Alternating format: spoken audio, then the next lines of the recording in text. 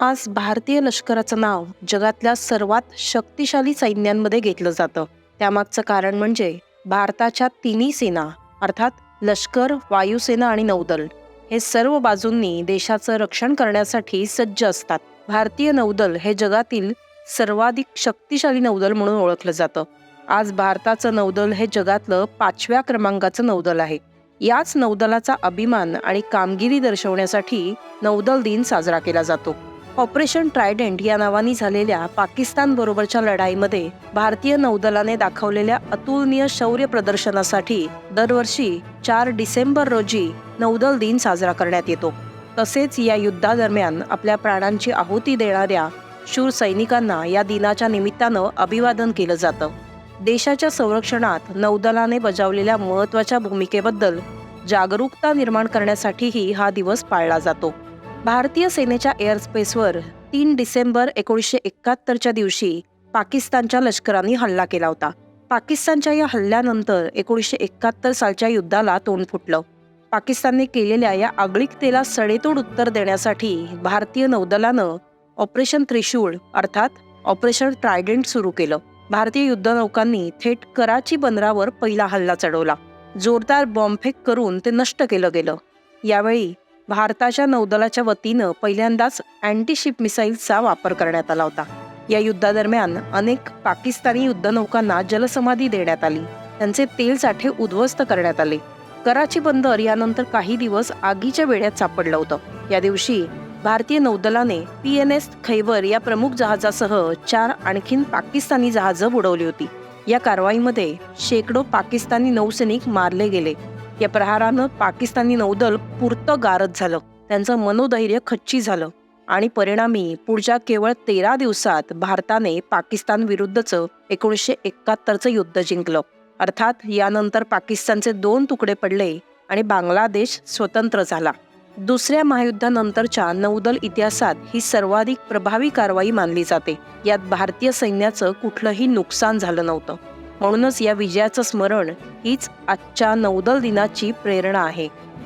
देशाच्या सागरी सीमांबरोबर राष्ट्रीय सागरी हिताच्या रक्षणाची मुख्य जबाबदारी भारतीय नौदलावर आहे. हिंद महासागर क्षेत्रात प्रमुख व्यापारी मार्ग असून तिथून तब्बल 1.25 लाख जहाजं प्रवास करतात.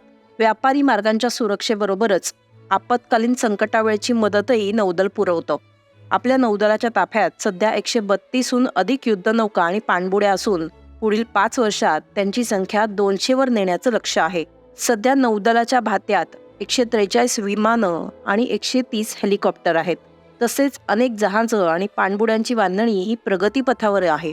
स्वदेशी बनावटीची 51 जहाजं, 6 पाणबुड्या आणि नौदलात उपयुक्त ठरणाऱ्या 111 हेलिकॉप्टर्सच्या बांधणीला मान्यता मिळालेली आहे. नौदलाकडे सद्यस्थितीत रशियन बनावटीची INS विक्रमादित्य आणि स्वदेशी INS विक्रांत या 2 विमानवाहू युद्धनौका आहेत.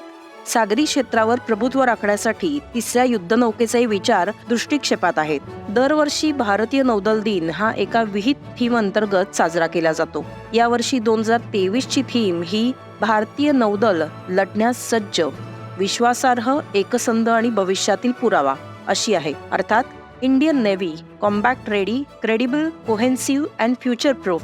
आरमाराचं महत्त्व अधोरेखित करणारे आणि भारतीय नौदलाचे जनक असणारे छत्रपती शिवाजी महाराज यांच्या राज्याभिषेकाची 350 वर्ष यंदा साजरी होत आहेत.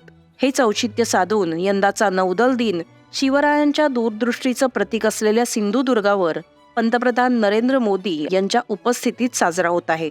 यंदाच्या नौदलाच्या सोहळ्यात INS विक्रमादित्य ही विमानवाहू नौका सहभागी होणार आहे. तसंच INS Kolkata, INS Kochi, INS Visakhapatnam, INS Chennai, INS Brahmaputra अशा सुमारे 20 युद्धनौका, विनाशिका, MiG-29K, हॉक, सिकिंग 42B, LCA अशी 40 विमानं, चेतक, LH ध्रुव, कामो आणि बहुउद्देशीय असं MH-60 रोमिओ या हेलिकॉप्टर्सचा ताफा असणार आहे.